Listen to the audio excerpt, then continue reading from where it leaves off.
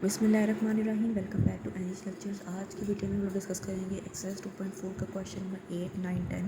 हमारे पास question number 8 जो है वो कुछ इस तरह से है। यहाँ पे कर्नल हमारे पास एक्स एंड टी है। हम लोग क्या करेंगे, इसमें से एक्स वाले टर्म को इंटीग्रल के साइन से बाहर ले जाएंगे। इंटीग्रेशन वाला जो पार्ट है उसको हम लोग अल्फ़ा के इक्वल लेट कर लेंगे। अल्फ़ा को इक्वेशन नंबर 1 में पुट करेंगे तो हमारे पास इक्वेशन नंबर 2 बन जाएगी, जहाँ पे अल्फ़ा की वैल्यू पुट करने से हमें यू ऑफ एक्स मिलेगा। अल्फ़ा की वैल्यू में यू ऑफ टी मौजूद है। हम लोग क्या करेंगे, इक्वेशन नंबर 2 से यू ऑफ एक्स की जो इक्वेशन बनी है इसको in terms of T alpha की वैल्यू में पुट कर देंगे। बाहर वाला टी जो है वो अंदर तमाम टर्म्स से मल्टीप्लाई हो जाएगा। पहली दो टर्म्स जो हैं उसमें दो फंक्शन आपस में मल्टीप्लाई हो रहे हैं, तो इसकी जो इंटीग्रेशन है वो बाय पार्ट से सॉल्व होगी। First function as it is, second की integration minus double integration of second to first का डेरिवेटिव। आगे वाले दोनों जो हमारे पास इंटीग्रेशन के पार्ट्स हैं उनके अंदर कांस्टेंट जो है वो इंटीग्रल के साइन से बाहर आ जाएगा और पावर उल लगेगा, पावर में एक ऐड होगा, उससे डिवाइड होगा। इंटीग्रेशन करेंगे, अपनी लिमिट अप्लाई करेंगे, सिंपलीफाई करेंगे। कुछ टर्म्स जो हैं वो अल्फ़ा की होंगी, कुछ कांस्टेंट होंगी।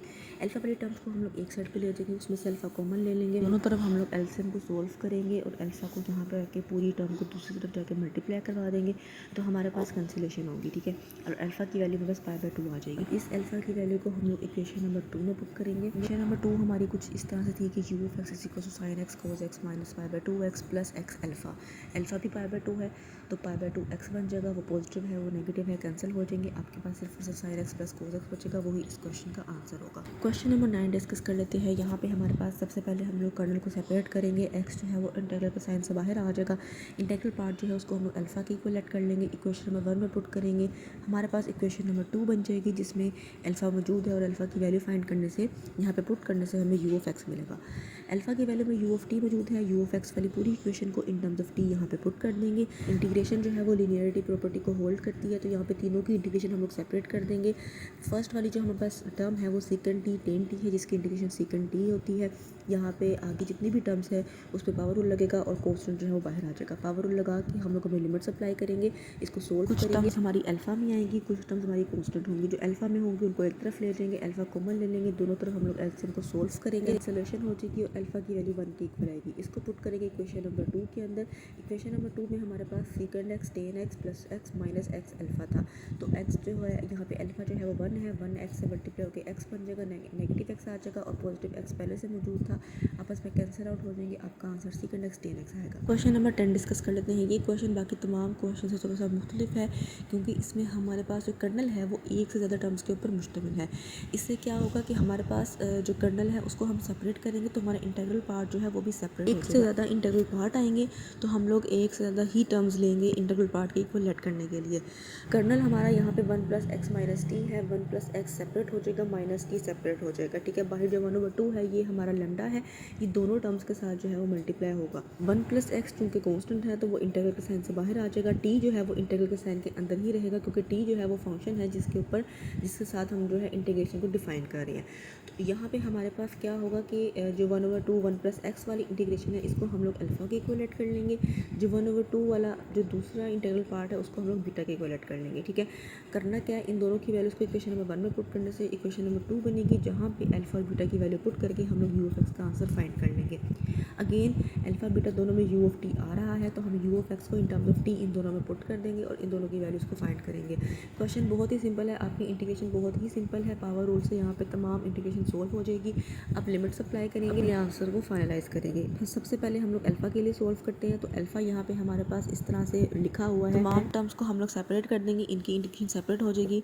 पावर रूल से सोल्व होगी, पावर में ऐड करेंगे, उसे डिवाइड करेंगे, अपने लिमिट्स अप्लाई करेंगे, उसके बाद सिंप्लीफिकेशन करेंगे। ठीक है, अब यहाँ पे हमारे पास कुछ टर्म्स आएंगे जो अल्फ़ा बीटा में दोनों जो है टर्म्स में मौजूद होंगी, तो हम क्या करेंगे, इसकी एक इक्वेशन बनाएंगे ऐसी जिसको हम दूसरी इक्वेशन के साथ सोल्व करके अल्फ़ा या बीटा की वैल्यू फाइंड कर सकें, क्योंकि यहाँ से हम लोग किसी एक की वैल्यू फाइंड नहीं कर सकते क्योंकि अल्फ़ा बीटा दोनों ही इन्वॉल्व है। ठीक है ना, तो हम यहाँ से क्या करेंगे, इसको किसी न किसी इक्वेशन की शक्ल में लेके जाएंगे। For alpha plus 1/2 beta is equal to 5/24, ये हमारे पास फाइनल आंसर आया था। इसमें से हमने डिनोमिनेटर को क्लियर कर दिया, तो हमारे पास जो इक्वेशन बनेगी उसको इक्वेशन नंबर 4 का नाम दे देंगे। यहाँ से 6 कॉमन भी आप ले सकते हैं, तो आपके पास जो आंसर बनेगा वो alpha plus 2b is equal to 5/6, alpha plus 2 beta is equal to 5/6 जो है ये इक्वेशन हमारी फाइनल इक्वेशन बनेगी। अब हम सोल्व करेंगे बीटा के लिए। बीटा में हमें बस टी जो है वो अंदर तमाम टर्म से मल्टीप्लाई हो जाएगा, सबकी इंडिकेशन सेपरेट हो जाएगी, पावर रूल से सॉल्व होगी, पावर में ऐड करेंगे, उससे डिवाइड करेंगे। ये ना हमारे पास जो इक्वेशन है वो अल्फ़ा बीटा दोनों की टर्म्स में मौजूद होगी, तो हम यहाँ पे इसको फिर से किसी इक्वेशन की शक्ल में लेके जाने की कोशिश करेंगे। तो यहाँ पे हमारे पास फाइनल जो इक्वेशन बनेगी वो minus alpha plus 3 beta equals to 5/12 है। ठीक है, ये सारा काम हम लोग अपनी बेसिक क्लासेस में कर चुके हैं। हम लोग जानते हैं कि किस तरह से हमने इक्वेशन जो है वो बनानी होती है, सिंप्लीफिकेशन करनी होती है, एलसीएम लेना होता है, कॉमन लेना होता है। अगर आप में से किसी को किसी भी स्टेप में कोई जो है मसला होगा या कोई क्यूरी होगी आप लोगों की, तो आप लाजमी कमेंट में बताइएगा, मैं उसको एक्सप्लेन कर दूँगी। लेकिन फ़िलहाल यहाँ पे क्वेश्चन नंबर 5, 4 दोनों बन चुकी हैं।